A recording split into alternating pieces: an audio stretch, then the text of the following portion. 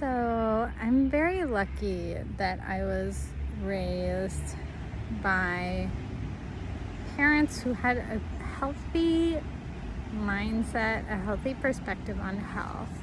So neither of my parents were ever dieting. We ate healthy food, but there wasn't a culture of you have to finish your plate. There wasn't a culture of you're eating too much. The food was just there. I mean, we didn't always have like Lunchables or hot dogs, and that sucked as a kid at times. But in retrospect, I super appreciate that. And there was always lots of food in the house and lots of healthy food. And so as an adult, I'm lucky to be someone who's never really struggled with health or eating or diet. Sometimes I'll have a couple days where I don't eat so well, but I always am like, oh, I can get back on track. I just need to, buy some carrots and buy some hummus, put some healthy food in the fridge, and remember that it's there and eat it.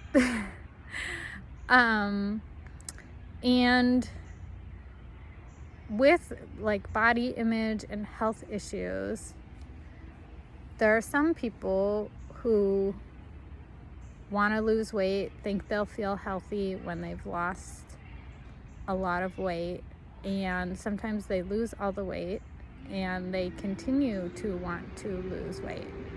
They are anorexic. And even though they quote unquote have lost like maybe even more weight than they should have, they still are restricting their food because it's a disease of the mind. It's not a disease of the body. And this principle applies to money. Some people were born with a super healthy money mindset because of the families they grew up in, the financial status of their family, their parents' thoughts about money.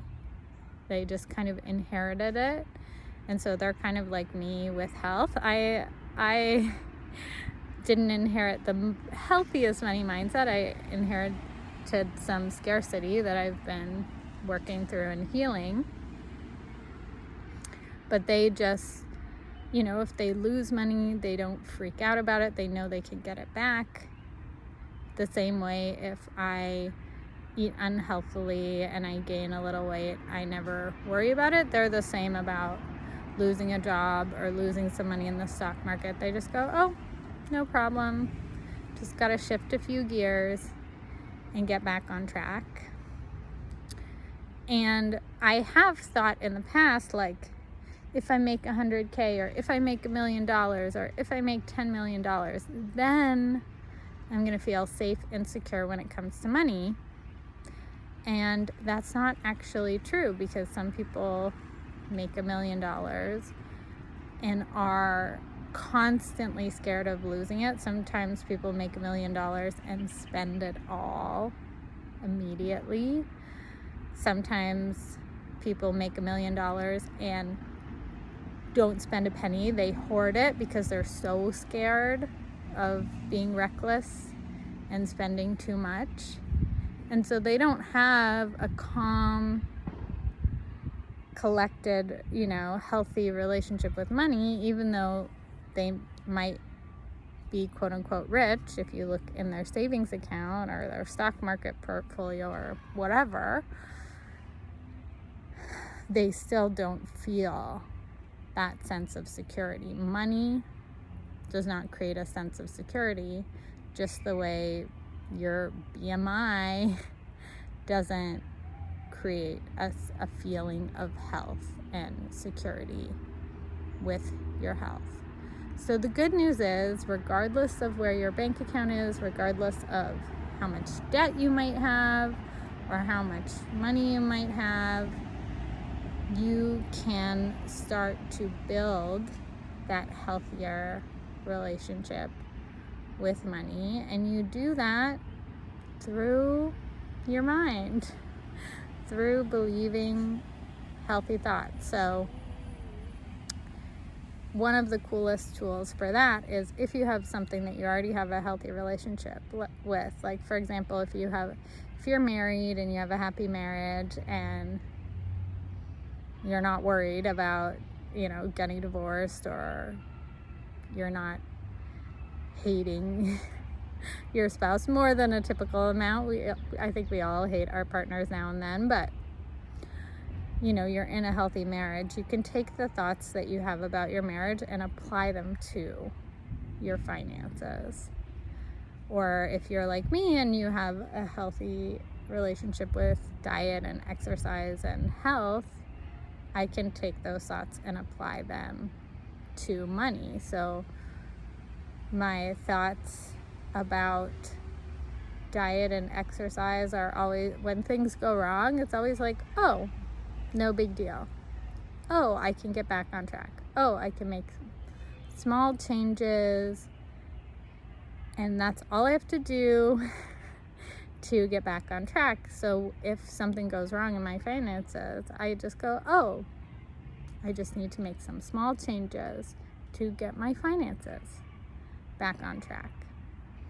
And when it comes to health, I always think like, oh, I know what to eat, or I know how to exercise, I know how to take care of myself. So if I was to transfer those thoughts to money, it would be like, oh, I know how to make money. Oh, I know how to save. Oh, I know how to invest. I know how to steward my bank account in a good way.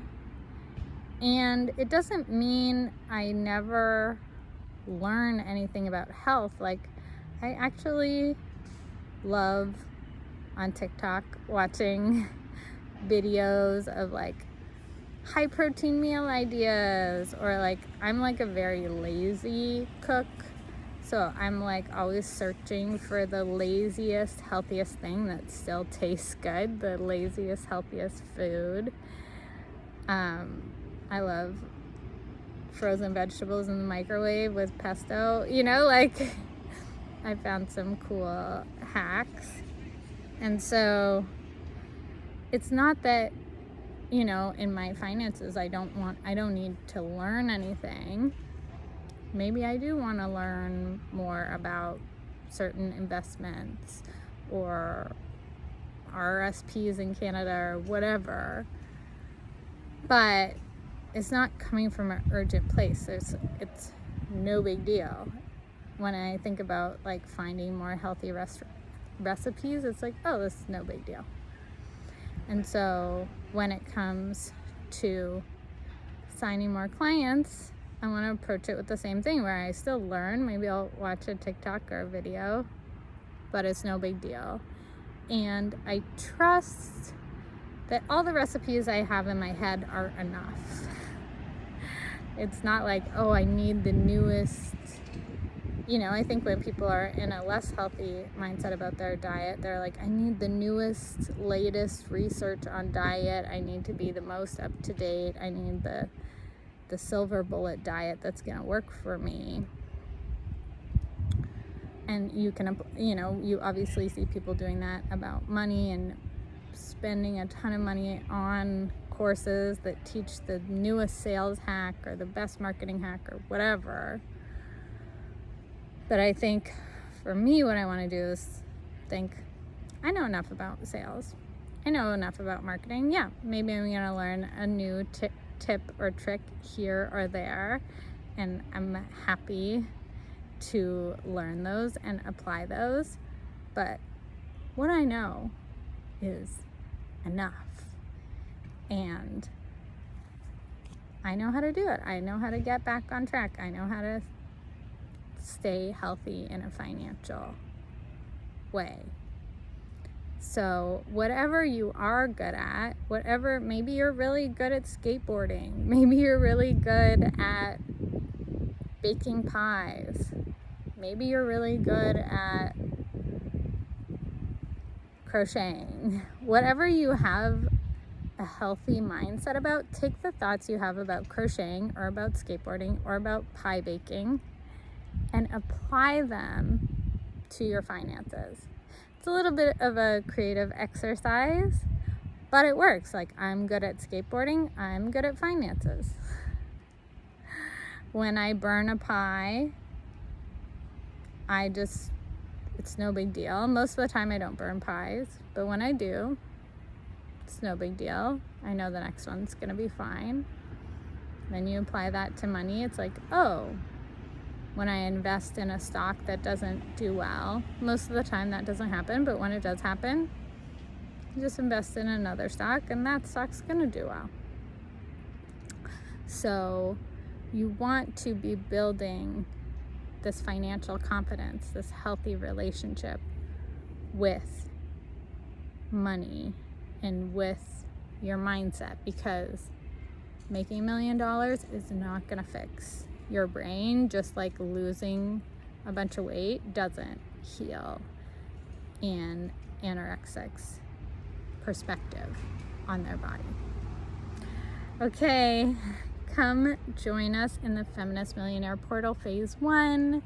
We have had 2 sessions so far, and there's still 1 live session to go. If you join now, you'll get both of the recordings for the first session, and the next session is, I believe, May 26th, which is a Monday at 8 p.m. Eastern, so you can come to that. It's KINK based tools, which are super powerful for work with money.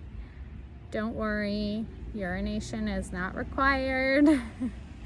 Peeing on your credit card is one of the KINK based tools we'll explore, but we're also going to explore tools like putting money on an altar and bowing down to it, putting a $20 bill on your heart, putting your hand on your heart and breathing, whipping cash with a belt, whatever feels right to you. So we would love to have you. It's going to be the most powerful session to come to live out of the 3, so if you can make it live, please do. Phase 1 of the portal is still free.